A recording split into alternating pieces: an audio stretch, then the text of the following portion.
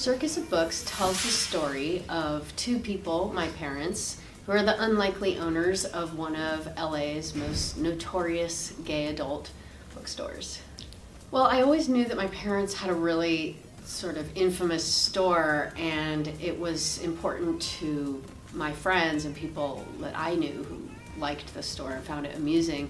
But when I left LA, I realized that the store was actually really well known outside of Los Angeles and had a much wider impact than I ever imagined on the culture of queer life in general, and that their store was part of history.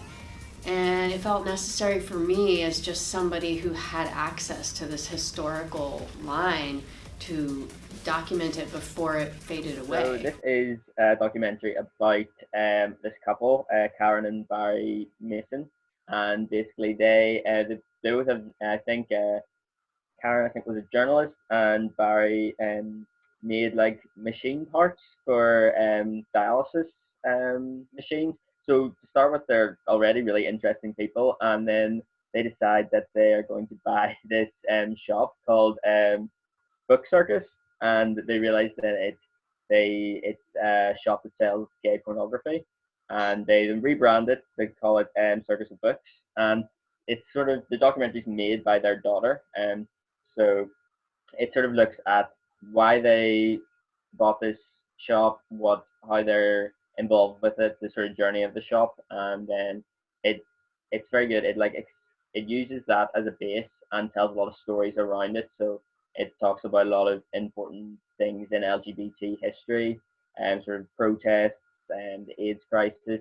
And I think what it does best though is when it talks about sort of the church and their view of homosexuality, and it does that very well through the personal experience of the family.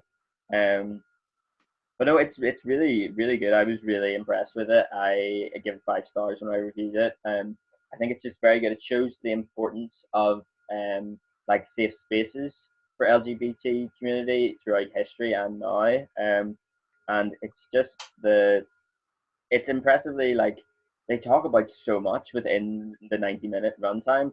And I did sort of think that could maybe make it feel a bit scattered or a bit sort of all over the place, but I think it just does well. It knows when like to sort of move on from something. It doesn't go like super deep into every aspect that it talks about, but it sort of creates an overall picture. And I think it would because it wouldn't have been a good documentary if they just looked at the running of the business because that's very one dimensional, but they veer off into different sort of areas with different people involved, and it's very good in that way.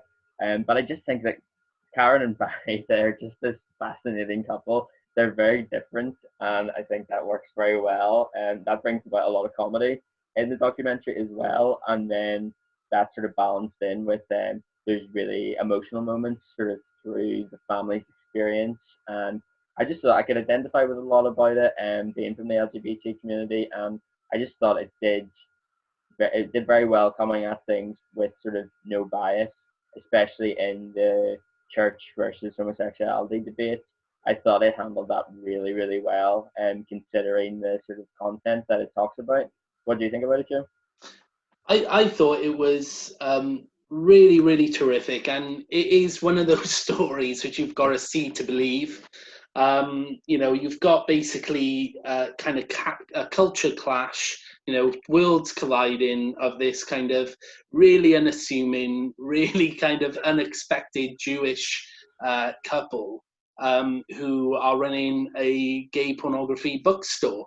And it is one of those things which is primed for a feature film. And I wouldn't be surprised if in 3 years time something like that we'll be seeing this dramatized, because it is one of those types of stories, kind of like Pride, which was one of my favorite films in the last kind of few years, where you've got the LGBT community kind of being accepted and welcomed by a mining community in the valleys.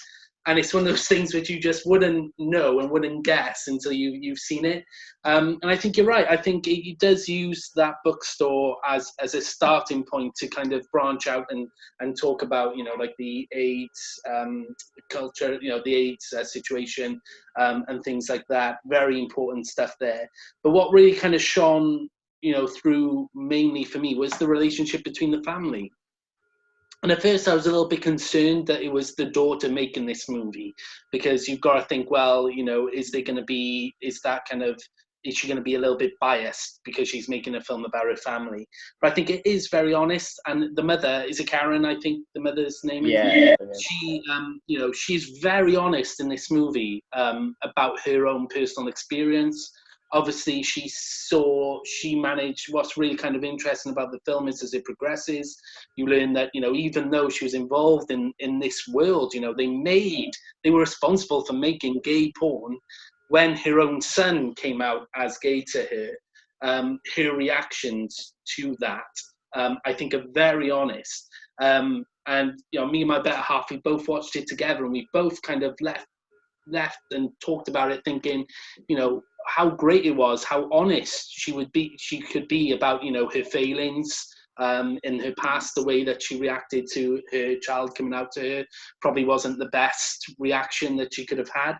And it kind of ends on that positive note of acceptance, of being able to accept people for who they are, regardless of whether or not, you kind of put them to one side, whether they're in your family or not, just accepting people. And it's full of compelling and really funny characters in there. Like you said, the lead, kind of the parents of the family, the owners of the business, they're really fascinating individuals in themselves. The fact that, she was a journalist, he worked on 2001 A Space Odyssey, and then started working on dialysis machines. They're interesting characters in themselves, but to put them in this world of gay pornography, and they've got interviews there with the head of Hustler.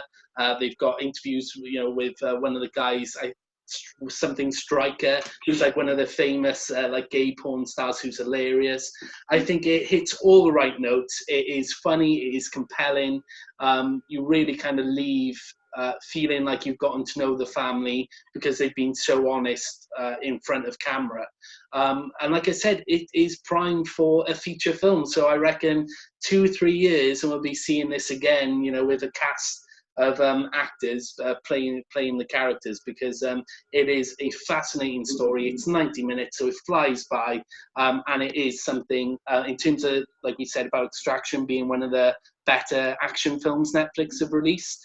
I think this is one of the better documentaries they've released as well, and it's very, very worthwhile for those 90 minutes.